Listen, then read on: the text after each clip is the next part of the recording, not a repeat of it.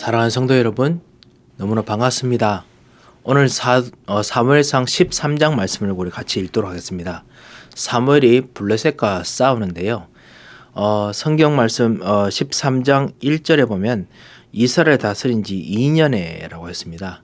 40세라고 했는데 하여튼 2년 정도 됐을 때 그때 이제 뭔가 일어난 사건들입니다. 그래서 많이 되지 않았는데요.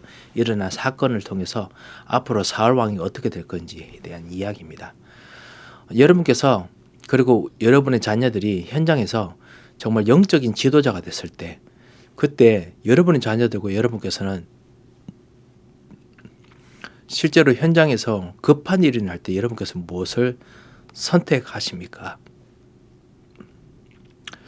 저도 사실은 그런 부분에서 엄청 많이 좀 생각을 하게 됩니다. 특별히 여러분 같이 에덴교회를 섬기면서 급한 일이 생길 때 순간순간 나는 무엇을 선택하느냐 라는 생각이 듭니다. 예전 나오던 저의 각인 뿌리 체질이 나오게 되겠죠. 정말 깊이 뿌리 내리는 진정한 순간의 선택까지도 복음적인 선택할 수 있는 영원한 하나님께 무조건 선택할 수 있는 그 눈이 정말 필요한 것 같습니다. 오늘 이 말씀을 통해서 사울과 그리고 그의 미래가 어떻게 될 것인지 보여주면서 진짜 그리스도 참 왕이 없으면은 우리가 정말 어떻게 보면 선택마저도 힘들게 될 것이라는 참 왕만이 우리를 지금 제대로 선택하도록 인도해 주실 것이 있다는 것을 오늘 발견하는 시간이 됐으면 합니다. 사무엘상 13장 우리 1절부터 시작해서요. 마지막 절 23절 말씀까지 우리 말씀을 같이 읽도록 하겠습니다. 제 13장.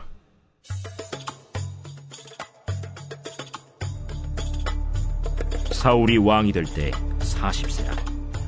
그가 이스라엘을 다스린 지 2년에 이스라엘 사람 3,000명을 택하여 그 중에서 2,000명은 자기와 함께 믹마스와 베델산에 있게 하고 1,000명은 요나단과 함께 베냐민 기브아에 있게 하고 남은 백성은 각기 장막으로 보내니라. 요나단이 게바에 있는 블레셋 사람의 수비대를 치매 블레셋 사람이 이를 들은지라. 사울이 온 땅에 나팔을 불어 이르되 히브리 사람들은 들으라 하니 온 이스라엘이 사울이 블레셋 사람들의 수비대를 친 것과 이스라엘이 블레셋 사람들의 미움을 받게 되었다 함을 듣고 그 백성이 길갈로 모여 사울을 따르니라. 블레셋 사람들이 이스라엘과 싸우려고 모였는데 병거가 3만이고 마병이 6,000명이요 백성은 해변에 모래같이 많더라. 그들이 올라와 베다웬 동쪽 믹마스에 진침해 이스라엘 사람들이 위급함을 보고 절박하여 굴과 수풀과 바위 틈과 은밀한 곳과 웅덩이에 숨으며 어떤 히브리 사람들은 요단을 건너 갓과 길르앗 땅으로 가되 사울은 아직 길갈에 있고 그를 따른 모든 백성은 떨더라. 사울은 사무엘이 정한 기한대로 이레 동안을 기다렸으나 사무엘이 길갈로 오지 아니하매 백성이 사울에게서 흩어지는지라. 사울이 이르되 번제와 화목제물을 이리로 가져오라 하여 번제를 드렸더니 번제 드리기를 마치자 사무엘이 온지라. 사울이 나가 맞으며 문안하매 사무엘이 이르되 왕이 행하신 것이 무엇이냐? 백성은 내게서 흩어지고 당신은 정한 나라 안에 오지 아니하고 블레셋 사람은 믹마스에 모였음을 내가 보았으므로 이에 내가 이르기를 블레셋 사람들이 나를 치러 길갈로 내려오겠거늘 내가 여호와께 은혜를 간구하지 못하였다 하고 부득이하여 번제를 드렸나이다. 왕이 망령되이 행하였도다. 왕이 왕의 하나님 여호와께서 왕에게 내리신 명령을 지키지 아니하였도다. 그리하였더라면 여호와께서 이스라엘 위에 왕의 나라를 영원히 세우셨을 것이거늘 지금은 왕의 나라가 길지 못할 것이라. 여호와께서 왕에게 명령하신 바를 왕이 지키지 아니하였으므로 여호와께서 그의 마음에 맞는 사람을 구하여 여호와께서 그를 그의 백성의 지도자로 삼으셨느니라 하고 사무엘이 일어나 길갈에서 떠나 베냐민 기브아로 올라가니라. 사울이 자기와 함께한 백성의 수를 세어보니 600명 가량이라. 사울과 그의 아들 요나단과 그들과 함께한 백성은 베냐민 게바에 있고 블레셋 사람들은 믹마스에 진쳤더니 노략군들이 세 대로 블레셋 사람들의 진영에서 나와서 한 대는 오브라 길을 따라서 수알 땅에 이르렀고 한 대는 벳호론 길로 향하였고 한 대는 광야 쪽으로 스보임 골짜기가 내려다 보이는 지역길로 향하였더라. 그때 이스라엘 온 땅에 철공이 없었으니 이는 블레셋 사람들이 말하기를 히브리 사람이 칼이나 창을 만들까 두렵다. 온 이스라엘 사람들이 각기 보습이나 삽이나 도끼나 괭이를 벼리려면 블레셋 사람들에게로 내려갔었는데 곧 그들이 괭이나 삽이나 쇠스랑이나 도끼나 쇠채찍이 무딜 때에 그리하였으므로 싸우는 날에 사울과 요나단과 함께한 백성의 손에는 칼이나 창이 없고 오직 사울과 그의 아들 요나단에게만 있었더라. 블레셋 사람들의 부대가 나와서 믹마스 어귀에 이르렀더라. 자, 우리 사무엘상 13장 말씀을 우리 읽는데요. 13장 1절부터 15장 35절까지 사울이 통치하는 내용에 대해서 사실 좀 몇 가지 애닉도트를 가지고 몇 가지 일화를 가지고 설명을 해줍니다. 그래서 실제로 백성의 선택을 받는 왕이 어떻게 다스렸는지에 대해서 이야기를 해줍니다. 처음에 사울은 정말 열심으로 여호와 앞에서 열심으로 정말 섬긴 것 같습니다. 하지만은 성경학자들 그리고 성경의 내용들을 보면은 사울이 상황에 따라서 좌우되는 그런 결정을 할 수밖에 없던 일들이 많은 것 같습니다. 순간순간마다 상황을 보고 판단하기보다는 백성의 선택을 받았기 때문에 백성 앞에서 상황을 봐야 되는 그런 사람이 되고 맙니다. 처음에는 이 상황이라는 것도 개인적인 상황을 따라서 개인적인 판단을 하게 되다가 나중에는 개인적인 판단이 아니라 백성들의 판단에 따라서 백성의 상황에 따라서 판단하는 좌우되는 그런 일들을 하게 됩니다. 거기서 보통 그런 것이 어떻게 보면 좋은 백성의 지도자라고 볼 수 있겠죠. 하지만은 하나님 눈에서는 그렇지 않은 것 같습니다.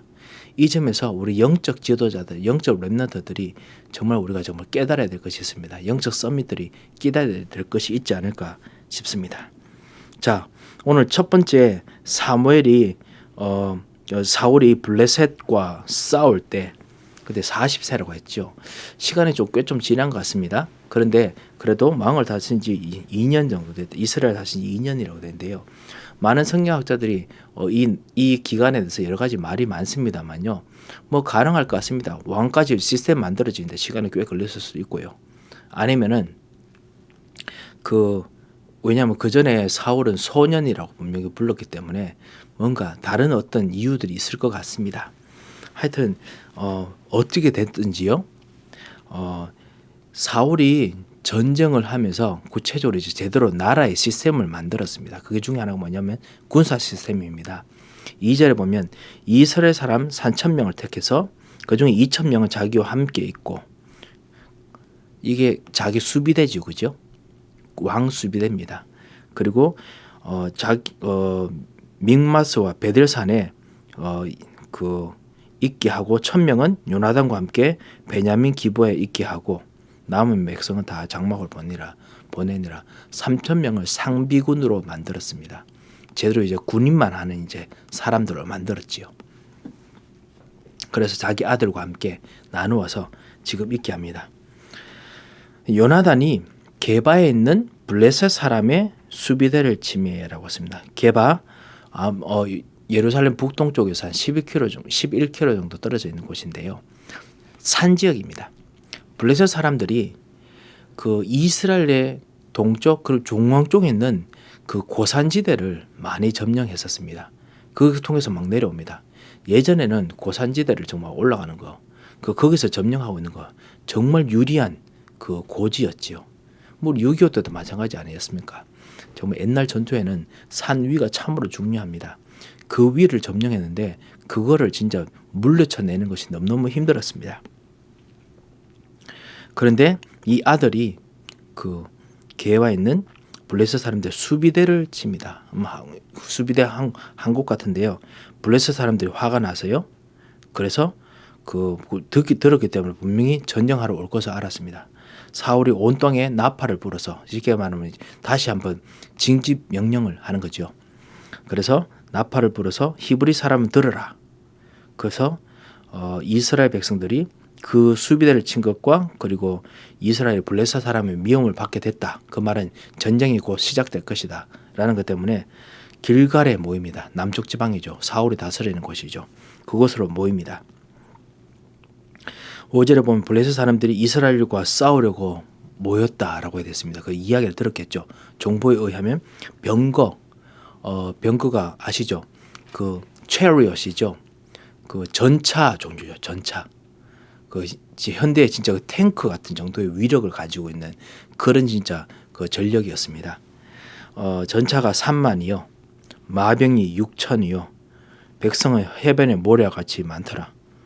완전히 딱 질 것 같은 엄청나게 커다란 이스라엘이 질 것 같은 그 정도의 이제 커다란 병력 숫자죠. 그들이 올라와서 벤아웬 동쪽 믹마스에 진침해 믹마스와 그리고 그 요나단이 있는 그 지역과 사이에 엄청난 그 계곡이 있습니다. 깊은 계곡이 있습니다. 그래서 바로 못 옵니다. 특별히 전차가 있기 때문에 못 옵니다. 삥 둘러가야 됩니다.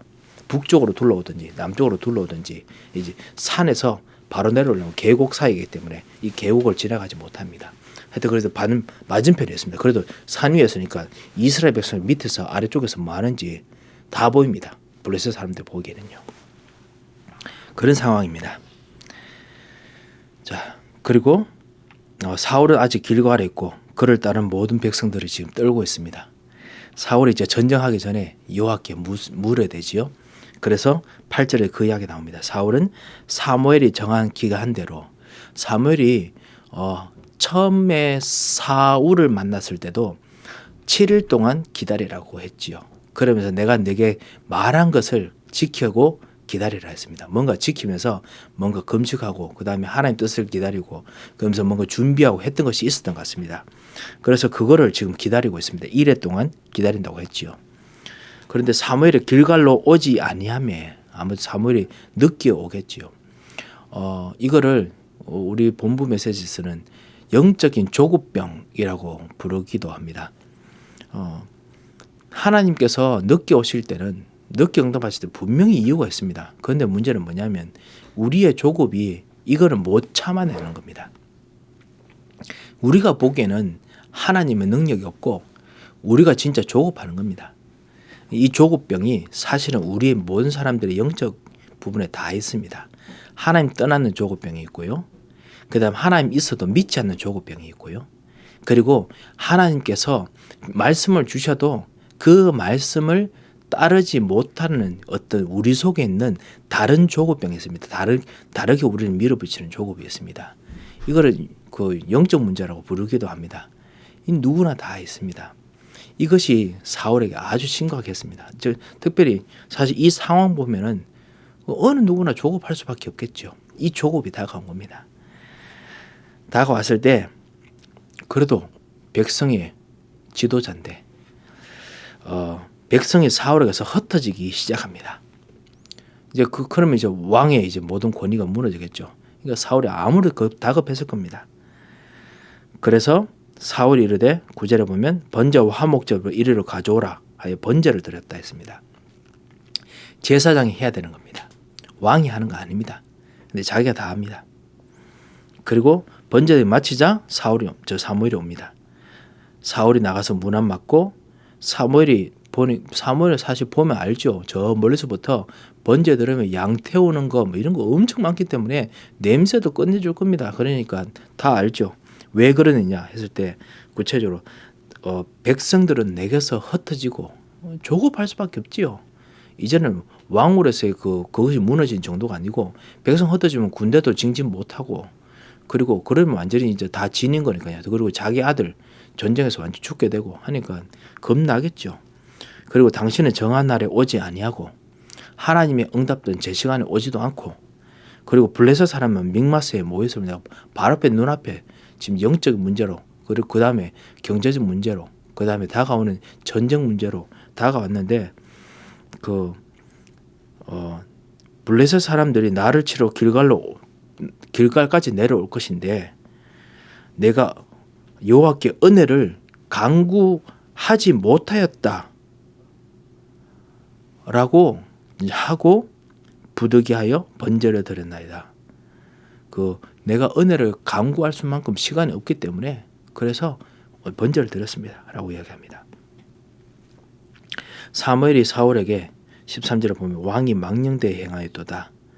왕의 하나님 여호와께서 왕에게 내리신 명령을 세우셨거늘 라고 했습니다. 사울이 무엇을 잘못했을까요?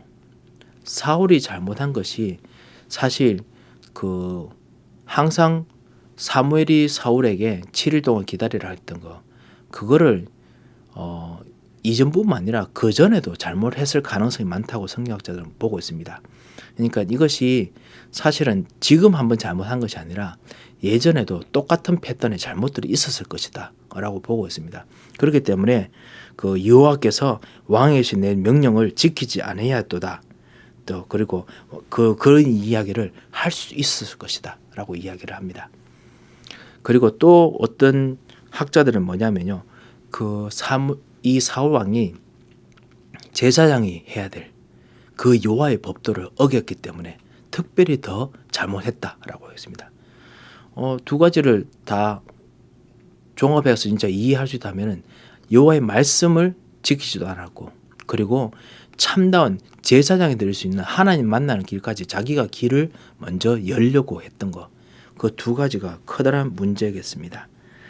그래서 하나님께서 주시는 참다운 그 길이 아닌 상황에 따라서 내가 선지자가 되고 상황에 따라서 내가 제사장이 되는 그런 이제 선택을 이제 하게 된 거죠. 그래서 14절에 보면 영원히 세웠던 하나님 나라가, 13절에는 영원히 세웠던 하나님 나라가 길지 못할 것이다. 왕의 나라가 길지 못할 것이다. 왜냐하면 여호와께서 왕에게 명령하신 바를 왕이 지키지 아니하였기 때문에 그렇다 라고 했습니다. 그래서 여호와께서 그에게 맞는 사람을 구해서 여호와께서 그를 백성의 지도자로 삼으셨느니라 라고 이야기를 합니다.